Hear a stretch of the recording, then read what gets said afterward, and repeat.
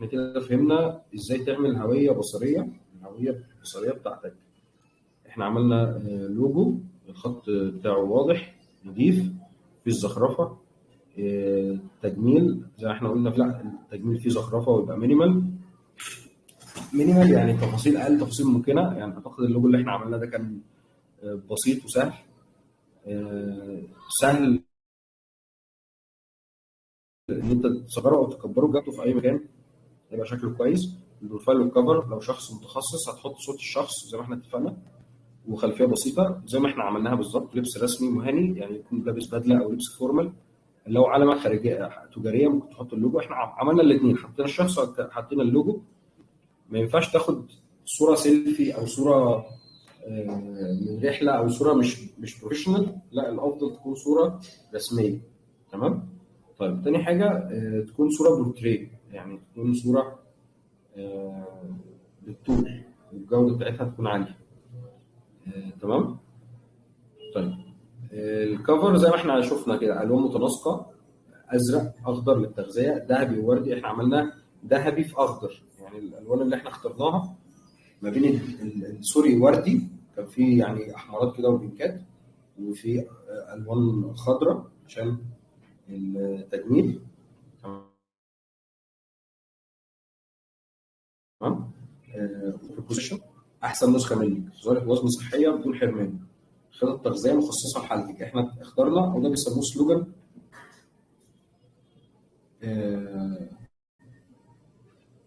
ده بيسموه سلوجان او بيسموه يونيك سيلينج بروبوزيشن، يعني كلمه تعبر عنك وتعبر عن شغلك. خطط تغذيه مخصصه لحالتك، احدث تقنيات التجميل، بشره صافيه ومشرقه. احنا احدث تقنيات التجميل دي عملناها، احدث وسائل التغذيه والتجميل كتبناها برضو. ما ينفعش يبقى في بقى مليان نصوص عشوائيه، يعني مش فرح. احنا مش عاملين مش عايزين نعمل فرح ان انت حاطط لوجوهات كتير واشكال كتير والوان كتير، يبقى لا سيمبل زي ما احنا عملناه. طبعا هبعت لكم اللي انا صممته، وطبعا هبقى اخد فلوس من شادي عشان ايه عشان الشغل ده ما يروحش هدر. تمام. تصميم بسيط، الوان ثابته والجمله واضحه زي ما احنا عملنا في اللوجو.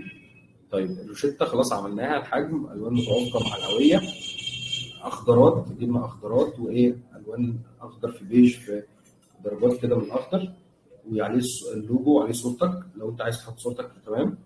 اسم التخصص، واحنا كتبنا شاديه تحت. الواتساب والفيسبوك والانستجرام ده احنا عملناه بالفعل على الروشته. تمام. المحتوى الروشته طبعا ده تفاصيل كتير، بس احنا عملنا جدول النظام الغذائي. ممكن بقى نبقى نزود، نسيب مساحه لو احنا مش هنعمل وجبات كتير، نسيب مساحه للتعليمات. اشرب ميه قد ايه، هتلعب رياضه، مش عارف ايه الكلام ده، وتكتب ايه بيانات شخصيه. مش لازم كل ده، اهم حاجه الاسم، لان البيانات دي هتلاقيها في نموذج تاني، نموذج التقييم اصلا. تمام. وممكن تعمل بقى جدول زي ما احنا عملنا كده للحاجات دي. طب ثالث حاجه، حاجه اسمها البايو. يعني انت يعني خلينا نخش على الصفحه بتاعتي عشان اوريها لحضراتكم. عشان اوريكم التفاصيل بتاعه الصفحه بتبقى عامله ازاي. حاجه اسمها بايو ده عباره عن سطرين بيعبروا عنك ان انت اخصائي تغذيه كلينيكيه، اساعدك تحقق هدفك بخطوات بسيطه. كلمتين بيع وبيعبروا عنك، وبيعبروا اساعدك انت تحقق هدفك انت بخطوات بسيطه، من غير جوع من غير حرمان مش عارف ايه. فهي لغه قريبه وسهله تخاطب العميل، مش بتبقى يعني بتخاطب الشخص، مش بتقول انا قد ايه انا جامد بس، لا كمان بتخاطب العميل. واحجز معانا للاستفسارات، ابعت لنا على الواتساب مش عارف ايه الكلام ده، بحيث ان انت توجه العميل خطوه، وعايز احجز عايز اشتري اعمل ايه، ابعت لنا واتساب. تمام. فبالتالي دي حاجه اسمها البايو. يعني حاجه اسمها البايو ده انت ممكن بشكل بسيط تكتبها. هوريها لحضراتكم، هفتح الصفحه بتاعتي دلوقتي واوريكم الحاجات دي. تمام. بقى تحط بقى الزرار بتاع الواتساب، وتحط ايه اللي هي الانستجرام بتاعك او الواتساب بتاعك وهكذا. طب خلينا نبص كده على بصه سريعه على الصفحه. تمام، نبص بصه سريعه على الصفحه، ثواني كده.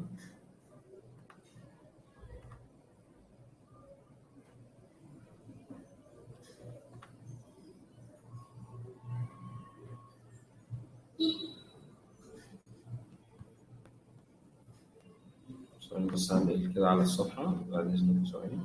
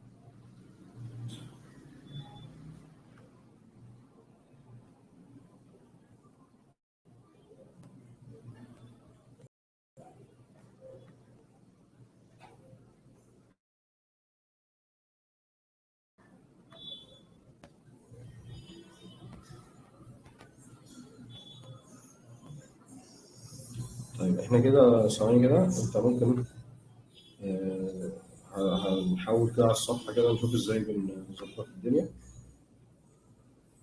احنا هنا ممكن اقول له create new profile or page. انا كده هدوس create new profile or page. انت عايز تعمل personal profile ولا public page؟ لا انا عايز اعمل public page، واقول له next. تمام، get started. اوكي تمام. اول حاجه البيج نيم هنسميه بقى نفس الاسم اللي احنا ماشيين بيه من بدري، شادية بيوتي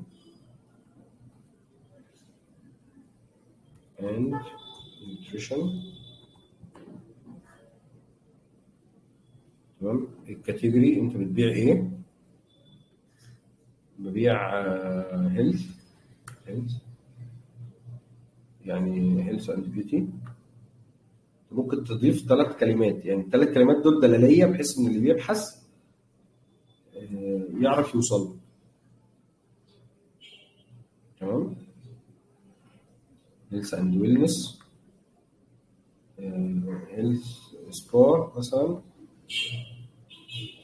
اعتقد هم 3 بس، تعالوا نجرب نضيف كده تاني اكتب هيلث.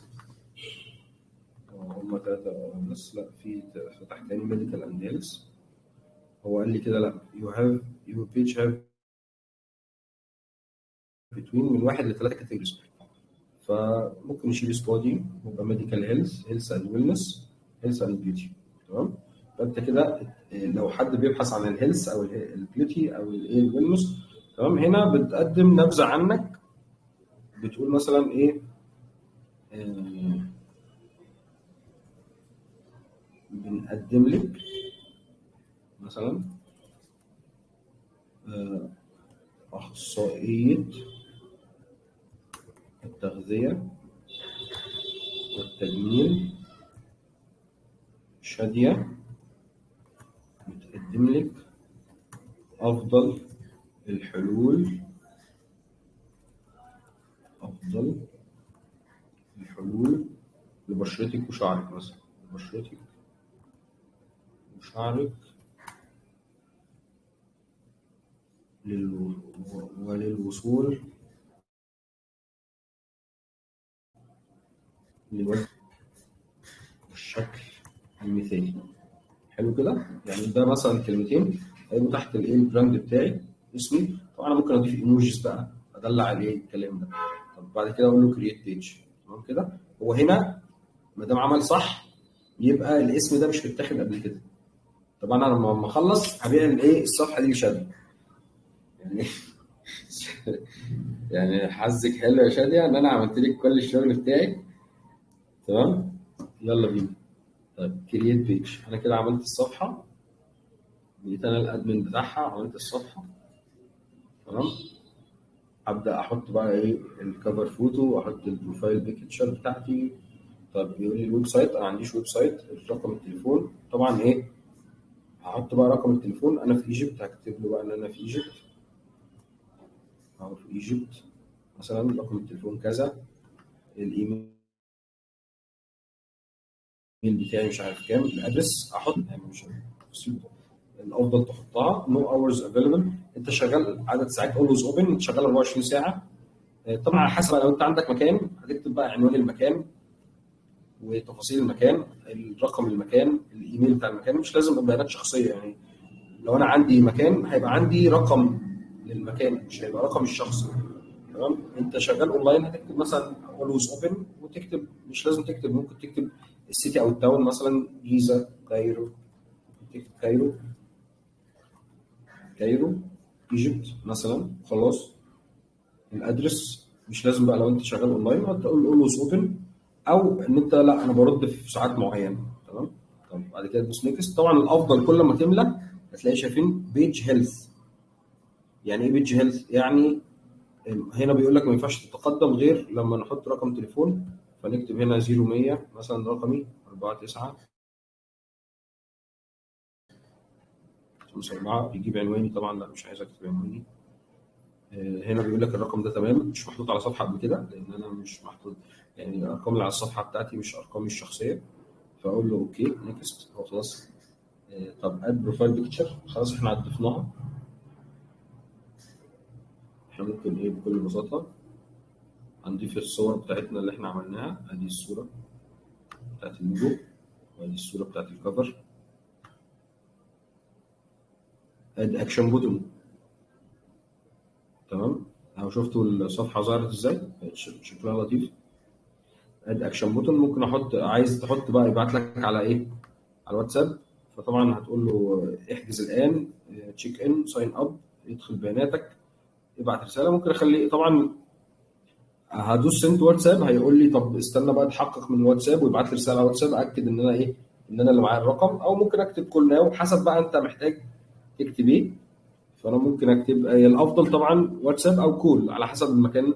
لو انت شغال على طول مش شغال اونلاين، خليها كول، وتكتب عدد ساعات شغلك من الخطوه الاولانيه. هتكتب انا شغال في عدد ساعات معينه، وهيبقى ايه بيكلمك في عدد ساعات ايه العمل بتاعتك.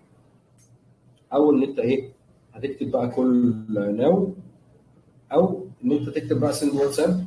لو انت شايف ان انت العميل يعني، او السكرتاريه اللي عندك، او الناس اللي بترد عندك على الواتساب، او انت شغال اونلاين، يبقى انت خليك واتساب افضل، عشان ما يبقاش ان انت العميل بيتصل بيك صبح وليل وايه وبيزعجك يعني.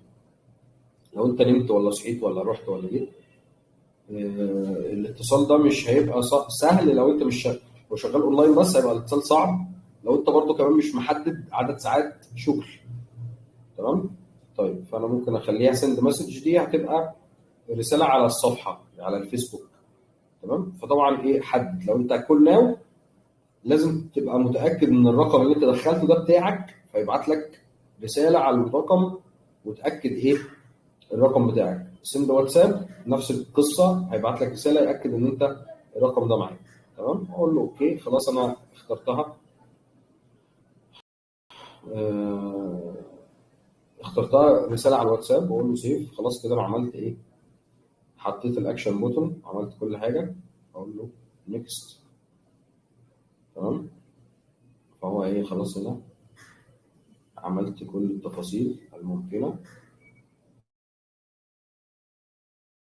هنا بيقول لك دي واتساب كده. لو انا مش عايز، ممكن اقول له يعني، لو انت دوست هنا وقلت له اه في واتساب نمبر وكتبت الواتساب نمبر، يعني اهو هقول له مثلا 0100 4 954 33 1، ده رقمي. تمام. اهو جيت كود، هيبعت لي كود على الواتساب دلوقتي. هقول له ايه الواتساب الكود بتاعي. هو دلوقتي بعت لي كود اهو، هدخله يقوم رابط الواتساب بتاعي 3 11 3 1 اهو، اقول له كونفيرم. خلاص انا الواتساب بتاعي بقى هو اللي على الصفحه. تمام. فايه انا كده عملت الصفحه. تمام. هو كده تمام.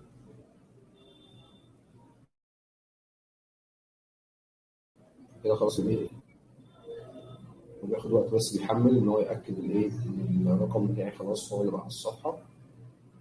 وانا ممكن سكيب بقى لو انت عايز تعملها خلاص. هو كده is connected to your page. هو كده خلاص الواتساب اتاكتف.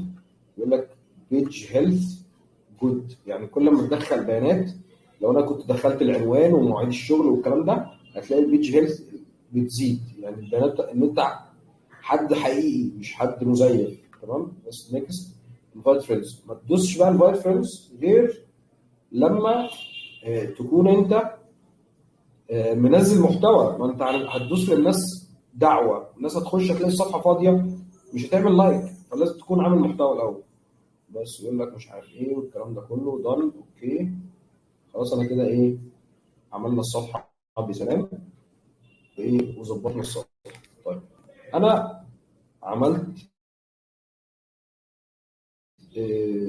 الصفحه، امانج الصفحه، ادير الصفحه. فطبعا انا كده هو مدخلني على الصفحه اهو، الصفحه دي بتظهر كده اهو، شكل الصفحه اهو. تمام. طيب انا عايز مثلا انزل بوستات. هو كده انا يعني لو تاخدوا بالكم هنا انا بدير الصفحه، ده الاكونت الشخصي، دي الصفحه بتاعتي، دي صفحه شاديه. فانا بدير الصفحه نفسها مش على الاكونت، ما بقتش انا على الاكونت الشخصي، انا بدير على صفحه شاديه. طيب يعني لو نزلت بوست يبقى انا بوزعه على شاديه. طيب انا عايز انزل بوستات بشكل بسيط، ممكن هتدوس ايه ميتا بزنس سوت، يعني تدوس كده كلمه ميتا بزنس سوت دي. انت البوستات اللي انت المحتوى بقى اللي انت عملته ممكن تبدا تنزله، تعمل له عمليه اسمها جدوله. تعالى نفهم القصه دي مع بعض. انا دلوقتي حضرت خلاص، دخلت على كانفا، حضرت ايه الديزاين، وبعدين انا كتبت محتوى. تمام. كتبت المحتوى بالطريقه اللي احنا اتفقنا عليها، وبعد كده حضرت بوستات. هقول له كرييت بوست، او ممكن ادوس كده، شايفين كلمه بلانر دي؟ ده المخطط بتاعي. يعني ايه المخطط؟ يعني تعال نشوف. انا بقول دلوقتي انا عايز اشوف الخريطه والكالندر بتاعت البوستات. انا عايز بوست ينزل يوم 10، بوست ينزل يوم 11. انا هدوس كده، يبقى البوست اللي انا هكتبه دلوقتي اللي انا هعمله دلوقتي ينزل يوم 10. يعني اقصد ايه؟ ان انت ممكن تعمل تصميمات الشهر كله وبوستات الشهر كله وتنزلها على الفيسبوك في يوم واحد. فتقول له سكيدول اهو، سكيدول بوست مثلا. فطبعا اول البوستات هنتكلم دلوقتي عن المحتوى. يعني خلينا نرجع طب للمحتوى كده تاني معلش. طيب هو هنا بيقول لك عايز تنزله امتى؟ يوم 10 سبتمبر اللي هو بكره. الساعه كام؟ فتبدا مثلا لا احنا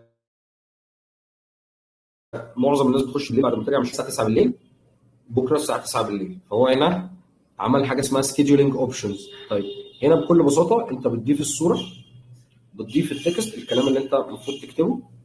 بعد كده بتعمل علامه واتساب مثلا لو انت عايز، او علامه ماسنجر. يعني عايز الناس يبقى في علامه واتساب على البوست، بحيث الناس لو ضغطت على البوست تبعت لك واتساب اوتوماتيك، او علامه الماسنجر لو عايز الناس لما تضغط على البوست تبعت لك ماسنجر. تمام. بعد كده دي اختيارات الجدوله. جدوله يعني ايه؟ يعني انا عايز البوست ما ينزلش النهارده، انا عايزه ينزل بكره الساعه 9. فايه اكتب الكلام ده. طب في حاجه اسمها اكتف تايمز، دي هتبقى بالوقت. يعني ايه اكتف تايمز؟ يعني الناس اللي عامله لك فولو بتخش امتى على الصفحه بتاعتها. فطبعا هنا اكتف تايمز مش موجوده، نو اكتف تايمز، لان انت لسه عامل الصفحه فمفيش اصلا فولورز، فمفيش حد بيتابعك. فلما يبقى في حد بيتابعك هيقول لك ده بيخشوا الساعه 9 بالليل، فنزل 9 بالليل عشان لما تنزله الناس تشوفه. تمام. واقول له سيف. طيب بعد كده هنا ممكن اعلم انا عايز شير تو يور ستوري، انا عايز البوست ده ينزل على الصفحه وينزل ستوري كمان. تمام. طيب بابليك ولا ريستريكتد؟ لا انا عايزه بابليك، الناس كلها تشوفه. تمام. طيب ممكن اقول له فلوس. تمام. طيب هنا البوستات في البدايه لازم خلينا نرجع، يعني احنا كده فهمنا قصه عمل الصفحه وتنزيل البوستات وعمل التصميم. تعالى نرجع تاني بقى، نرجع تاني